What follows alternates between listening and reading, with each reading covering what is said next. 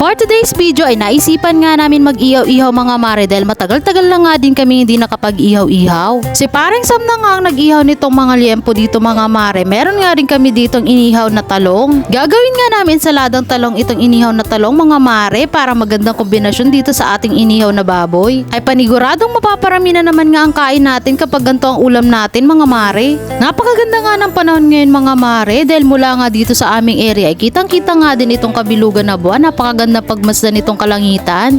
Dito nga sa camera ko ay makikitang parang ilaw lang yan mga mare pero ang totoo ay buwan talaga yan, bilog na bilog nga.